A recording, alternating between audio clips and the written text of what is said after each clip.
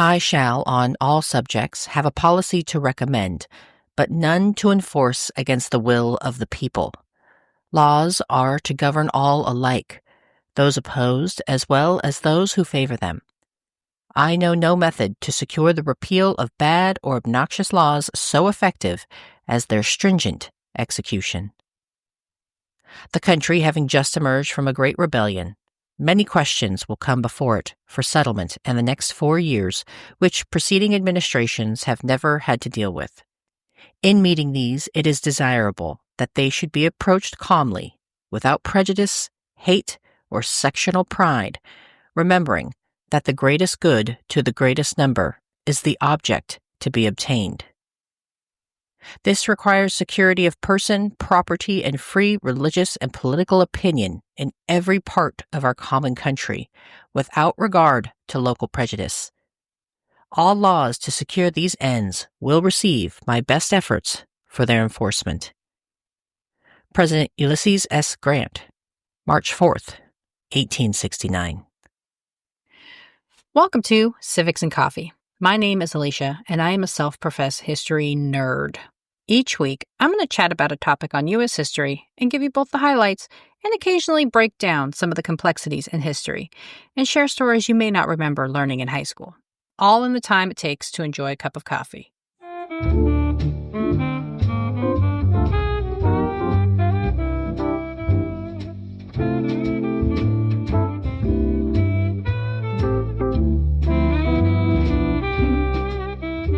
Hey everyone, welcome back.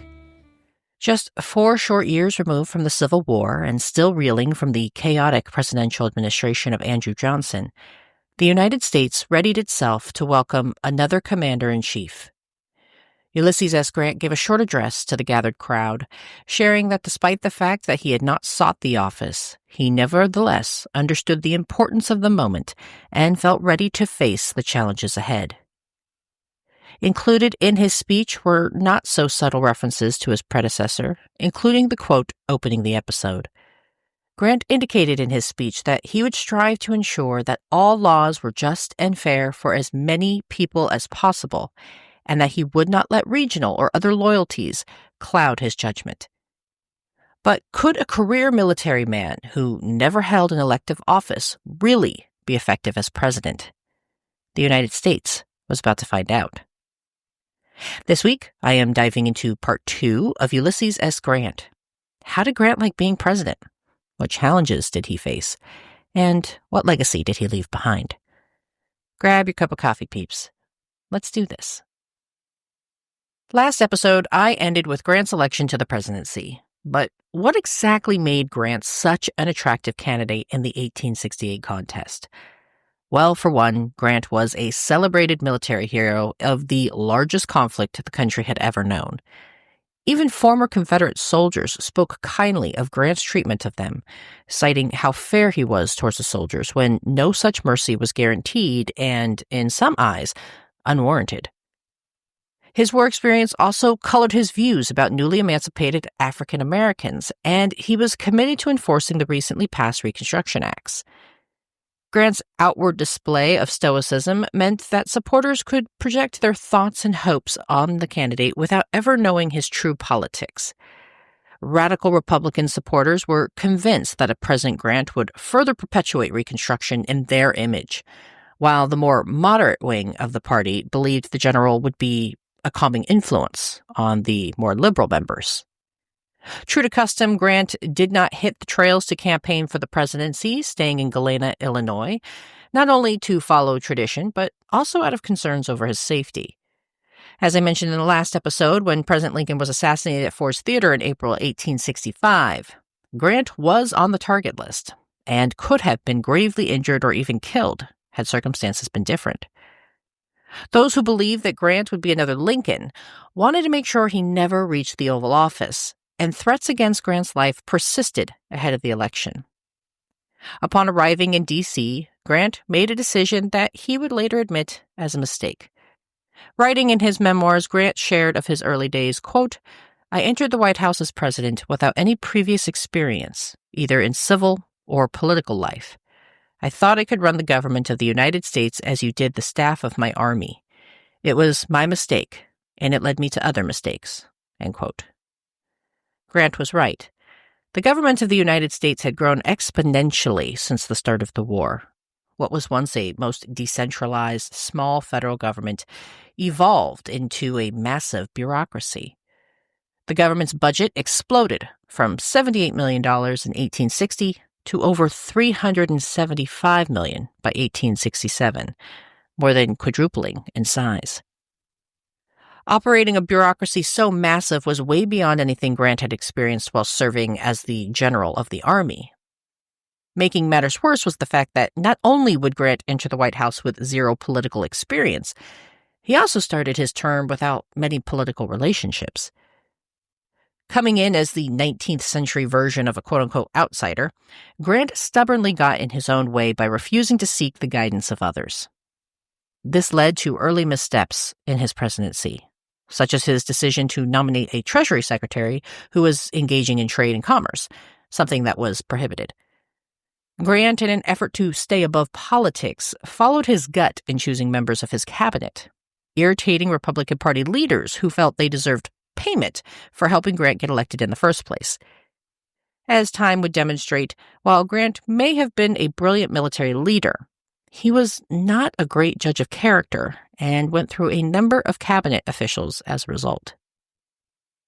The new president also made questionable choices in selecting patronage appointments, where several members of both his and his wife's family sought and received political posts. A man known for his honor, the decision to, at least on the surface, give preferential treatment to family is considered one of the black marks on Grant's time in office. Despite these missteps, Grant displayed a capacity to think beyond his time and appointed large numbers of Jewish, Black, and Native Americans to federal positions, including Ebenezer Bassett, who became the first Black diplomat in American history. Economically, Grant focused on trying to restore American credit, signing legislation that guaranteed war bonds were to be paid in gold. Of course, the biggest issue facing the new president was what to do with the former Confederate South.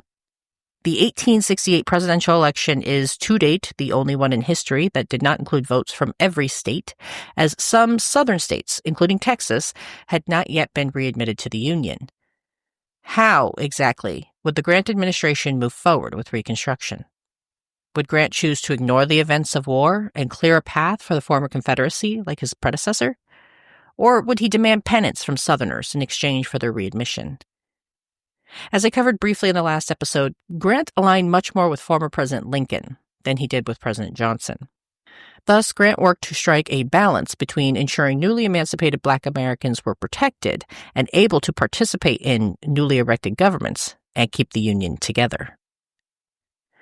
Despite the fact that Black Americans had fought and died in service to preserving the Union, many Americans were completely against extending suffrage to the newly emancipated and existing free Black population. In the opinion of many Americans, the federal government had gone far enough by outlawing slavery, and there was no need to go further by extending access to the franchise. And several residents were incensed at the idea of a Black man running for and being elected to political office. In their estimation, the United States was a white man's government, and it needed to remain that way, even if Black people were no longer bound by forced servitude. Walking this tightrope, Grant again demonstrated he was ahead of his time. Whatever the political risks, the president remained steadfast in his support of extending the right to vote to Black men, even including such support in his inaugural speech. Once in office, the president signed the 15th Amendment into law in 1870 and ordered troops into the former Confederacy to ensure that Black Americans were protected from political violence. Grant also got involved in the debates over whether the state of Georgia should be readmitted to the Union after they expelled Black legislators. With Grant's urging, Congress retracted Georgia's readmission and set new parameters the state had to meet before they would be reconsidered, including reinstating the formerly expelled Black legislators and requiring that those seated take what is described by author and historian Fergus Bordewich as a, quote, ironclad loyalty oath, end quote, which several members of the state's legislature failed to do. In order to be reconsidered for admission, the state also had to ratify the 15th Amendment. As Bordewich observes, the issue over the readmission of Georgia was not whether the state should be allowed to rejoin the Union. That was considered a foregone conclusion. But rather it boiled down to whether the state should retain its own legislature. The future of Reconstruction was on the line for the state. If former Confederates were allowed to retake power, some worried, they would inevitably create barriers for newly enfranchised Black men, stripping them of their newly won federal rights. Again, from Bordewich, quote, "The debates were essentially tests for whether a state could obey the letter but violate the spirit of the Reconstruction laws," end quote. Just a year into his administration, President Grant also signed legislation establishing the United States Department of Justice. Led by the Attorney General of the United States, the Department of Justice was initially primarily responsible for the safeguarding of civil and voting rights for newly freed Black Americans.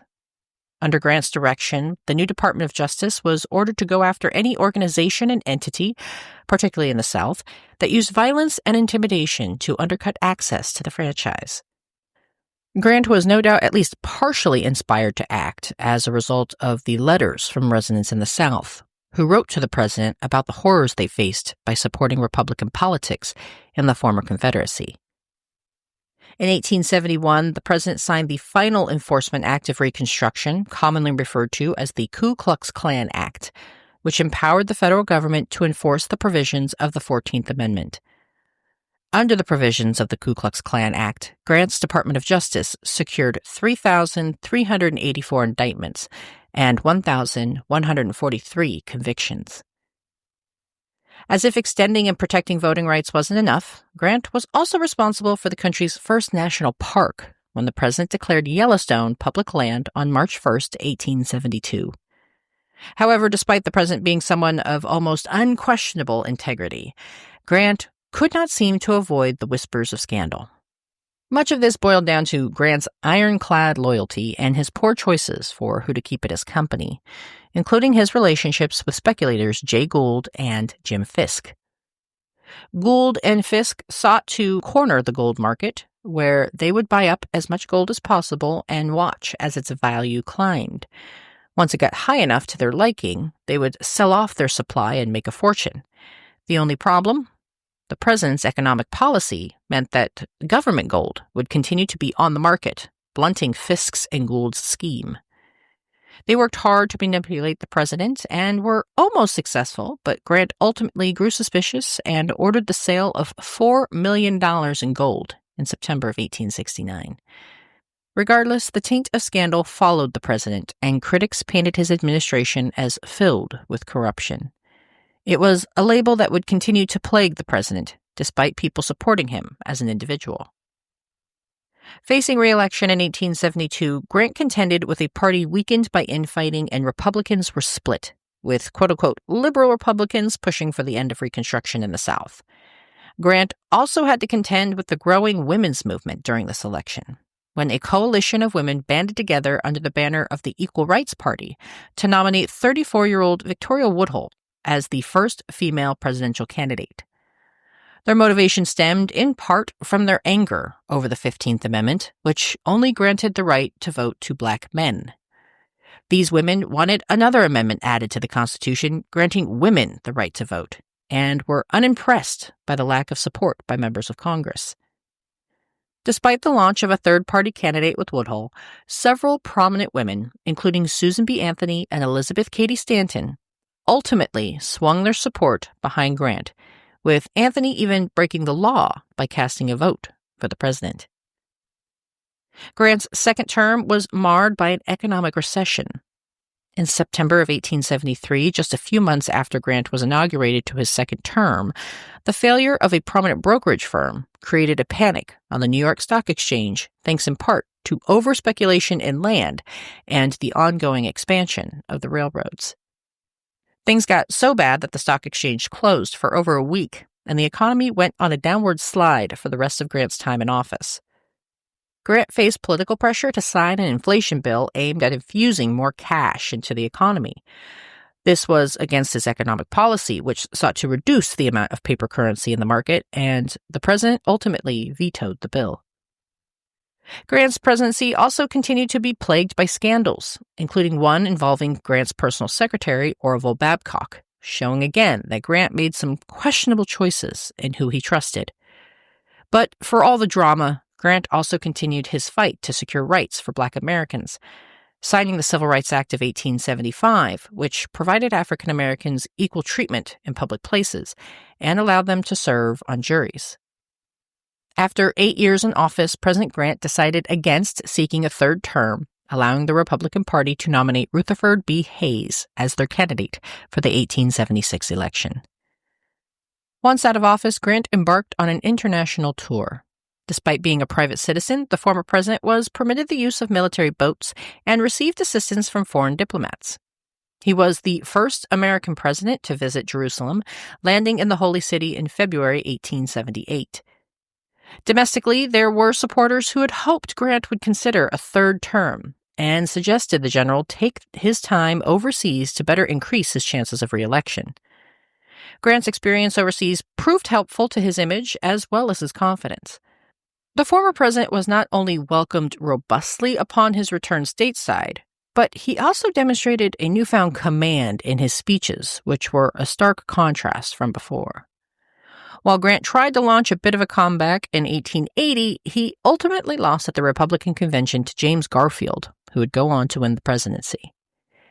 In a moment Grant later regretted, the former president broke with tradition, publicly criticizing his successor. After President Garfield was shot in an assassination attempt, Grant felt incredibly guilty, hoping in vain for the president to recover from his wounds. After making several bad investment calls in retirement, including losing his life savings in a Ponzi scheme, Grant decided the best way to secure income for his remaining years was to write and publish his memoirs. There was just one major issue. Grant had been diagnosed with cancer. Suddenly, time was of the essence, and the former president discovered a fountain of strength and fortitude to commit his life to paper. Grant died on July 23, 1885, at the age of 65 from throat cancer, just days after completing his memoirs. Published posthumously, Grant's memoirs were incredibly popular and met with critical acclaim, creating quite the financial windfall for his widow and former First Lady, Julia Grant, who took to writing her own memoirs in the 1890s. Roughly 300,000 people attended Grant's funeral in New York City, and in a testament to his record, the general and former president was carried by both Union and former Confederate soldiers. Ulysses S. Grant ascended to the presidency at a critical moment in American history. Facing a nation still divided over the Civil War and lacking any experience in the political arena, President Grant marched to the beat of his own drum.